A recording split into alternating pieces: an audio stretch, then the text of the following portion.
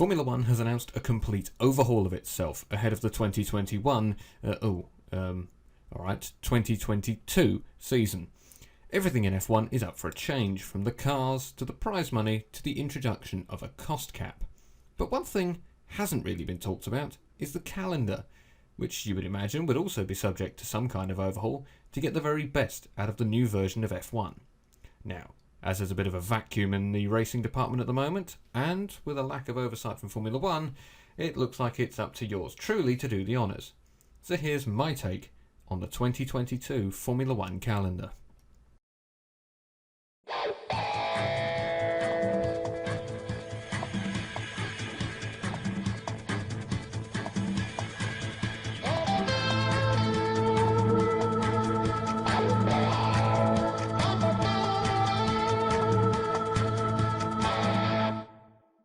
Now, before we get started, there's a few little caveats that need to be cleared up. Firstly, this is in no way a prediction list. This is simply how I would do things if I was in charge. Secondly, this list comes from a perspective of a clean slate, as if all the long-term deals would become null and void and Formula 1 just started again from scratch. That being said, this is a list that is going to be fairly realistic. We've got just over a year and a half before these tracks should be F1 ready, so there'll be no circuits that are nowhere near F1 spec and have little hope of getting ready before then. So all you fans of Skegness Stadium, I'm sorry, but you're not going to be seeing your track up here. I'm also going to be limiting the calendar to 22 races. I know Liberty Media wants 25, but I worry about a little bit of burnout creeping in from the teams, from the broadcasters, and also from the fans. I'd say about 22 strikes the right balance for maximum Formula 1 without starting to become a bit stale. And finally, I'm aware that many of the current calendar tracks pay huge amounts of money to be where they are, but I'm going to tear up all those agreements and start again. Financially, that could well mean a substantial drop in income, but as far as I'm concerned, I'm just trying to put the best show on that I can, and I'll leave it to the accountants to sort out the rest. So with that out of the way, let's get to it.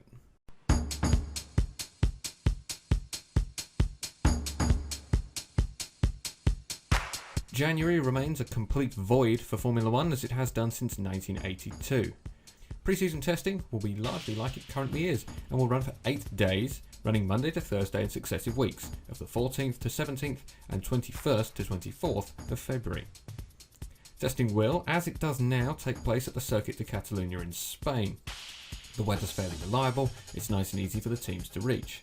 On top of that, it is the perfect testing circuit, which is probably one of the reasons it's so horrible to watch a race there. And then, after the last day of testing, it's time to hot-foot it to the first race of the season. By now, everyone should expect to head to Melbourne for race 1, but you'd be wrong. Recently, F1 announced that it was going carbon neutral by 2030, and one of the easiest ways of helping that is to reduce the amount of travel between races. I mean, just look at the current state of play, with all that back and forth nonsense. If F1 is serious about going carbon neutral, it's going to have a serious calendar sort out. That's why we're opening the season in its old location, Brazil. Interlagos normally has the end of season feel about it, with Rio's track always suiting the opener a little better. However, the track in Rio is buried several feet beneath the Olympic Park, so we're going to have to make do here. Brazil should be a good first race though. There's going to be a carnival atmosphere, there's going to be great racing, and there's a fairly decent chance of some inclement weather arriving. Brazil will slot in nicely on March the 13th. From there we carry on northwards through the Americas and arrive at round 2 in Mexico on the 27th. Again, this should be a great atmosphere, although the chance to have the champion's car hoisted on the podium will be lost. Although somehow I think the Mexicans will find new ways of grabbing our attention. Mexico will form a double-header with its closest race, the United States, on April the 3rd. Rain chances for early April are actually a fair chunk lower than they are than the October race it currently holds. And after 2 slightly unusual tracks in Brazil and Mexico, this will probably be the first time that we see the true representative pace of every single car on the grid. There's a bit of a gap to precede the final leg of the Americas Tour, the Circuit Gilles Villeneuve in Montreal, which will be on April the 17th. This is the first low downforce race of the year, and it makes so much more sense to group it with its neighbours rather than have it sticking out like a sore thumb in the middle of the European season.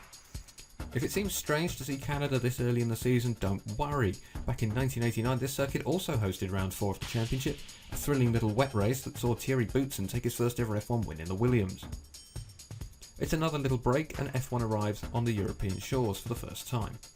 Now, I'm no fan of Max Verstappen, but even I can see his potential marketing value. So what better place to start the European season than on May the 8th by bringing F1 to Zandvoort. Sure, the race might not be a bit of a thriller, the track's a bit narrow and it's not really the best looking track for Formula 1 when you look at the corner layouts, but the bank corners do look cool and it would be great to see F1 back at a classic venue, and those grandstands are going to be absolutely packed to the rafters. Zandvoort is going to be a party like no other, and I for one can't wait. You're probably expecting the Spanish Grand Prix to feature next, as it's traditionally been the curtain opener for the European races, but you'd be dead wrong. The Barcelona races have tended to be rather dull, and the race has been financially on life support for years. As a result, it's time to pull the plug on Catalonia for racing, which is why I'm happy to have it remain as the testing venue for now. And as nice as the Valencia circuit is, there's a track that I feel is much more important to Formula 1. So, after what would be a 16-year hiatus, it's time to bring back the San Marino Grand Prix at Imola on May the 22nd. Imola's owners have been desperately trying to get this track back on the F1 calendar for years, and it has been constantly bugging me that one of the great racetracks on planet Earth isn't part of the F1 calendar. Monaco takes its traditional end of May slot 1 week later on the 29th. Now, I know that plenty of people think that race should be dropped, saying it's boring as hell and modern F1 cars are completely unsuited for that track. And to that, I concede. The race is usually without interest, and it is frankly ridiculous that F1 even still races there. But I will say this, when you ask somebody to think of Formula 1, they will probably think about Monaco. This one race always pulls in so many more viewers than any other. It's the one they make the movies about. It's the one that all the celebrities turn out to. Why? Well, it isn't going to be the price of the beer, is it? No. They know that the eyes of the world tune in to the Principality at the end of every May, and they want a piece of the action. And anyway, if you want more proof that Monaco should stay, take a look at what happened in NASCAR. It wasn't so long ago that an expansionist NASCAR series started dumping some of its traditional races that have started to fall out of favour. North Wilkesboro went, Rockingham went, Nashville went, and Darlington nearly followed them all out the door. And what's happening now? NASCAR's in a spot of bother, and it's trying to claw back some of its classic venues that have the same old school appeal as Monaco in Formula 1. It's a lesson F1 would do well to learn. Letting the past die is a dangerous game, even for a sport that's so completely fixated on the future as F1. Getting back on track, so to speak, and the next 4 races are pretty much as you were. I'm pretty happy with the run we have now, so we'll carry on with Austria on June the 12th, France on the 19th, Great Britain on July the 3rd, and Germany on the 10th. This does, of course, come with a couple of conditions. Firstly, the Paul Ricard track is going to need some changes. The 2 races we've had so far at the track have been pretty dire. Although French Grand Prix Supremo Eric Boulier has promised a new layout for 2020, so we'll wait and see where that goes. One of the things you'll see in my timeline is that all the races will be tied to pretty short-term deals, so if the things don't work out, we aren't stuck with a Sochi-shaped lemon in the calendar for years.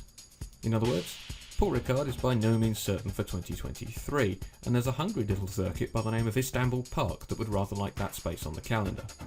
Likewise, Germany's place is secure as long as it can stump up the cash. I'm no Bernie Ecclestone, but Formula 1 is a business, not a charity.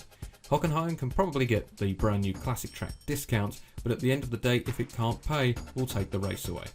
Probably to Istanbul Park, now that I think about it. After Germany is another schedule change. After years of attempting to stay awake after several successive tepid races at Sochi, the track has finally been shoved in the bin where it belongs. Taking its slot on the calendar is a track that definitely needs a new tweak to get it ready, but nothing that can't stop it getting ready for its race on July the 24th. Estoril. After a gap of 26 years, the Portuguese Grand Prix is coming back.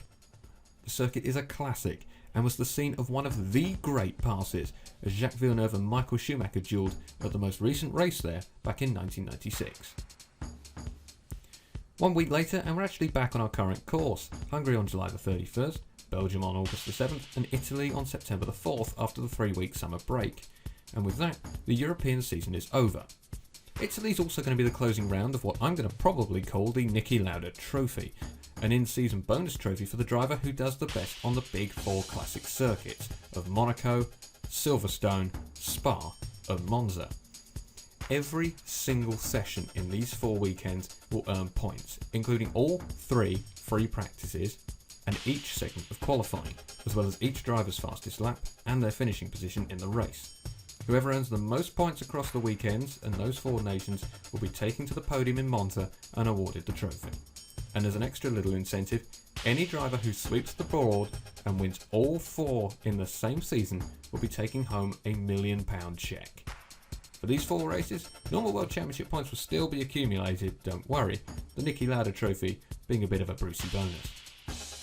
September the 18th sees the Azerbaijan race taking place on the streets of Baku as the end of the European season sees F1 return to its west to east journey, which is followed up by the Bahrain Grand Prix under the lights on October the 2nd. From there we'll head to China on the 30th as it returns to its original autumn spot, followed by a Japan-Vietnam doubleheader on October the 30th and November the 6th respectively. I know that some people haven't seemed overly keen on the design for the Hanoi circuit, but I say let's give it a shot. In this timeline, it's only tied to a short-term deal, so if it turns out the race is a stinker, we can always walk away and bring, Sepang back or something. A week's break precedes one final doubleheader to see out the season. Singapore takes place on November the 20th, and once the smoke from the fireworks has cleared, we gather one more time for the championship finale in Australia. Now, as much as I like Albert Park, it really hasn't delivered much in the way of racing since that wet-dry race in 2010, so it's going to get dropped. And we take to the streets of Adelaide like we used to for a good old-fashioned showdown. Obviously, this probably would require some cooperation from the Virgin Australia Supercars Championship, who would likely have to move their season opener to become their season finale and have it run on the full version of the Adelaide circuit rather than the short track they currently use. And there we have it. 22 races taking place over 38 weeks of competition, taking in some of the all-time classic F1 venues, and a couple of interesting new tracks. You'll notice the one track we haven't mentioned once is Yas Marina. Well, that's off the calendar until the whole track and that stupid light-up hotel have been reduced to smouldering ruins and a proper track built on top of it. Do that, and I'll welcome them back with open arms. But anyway, what would be your perfect F1 season? Let me know in the comments below, and thanks for watching.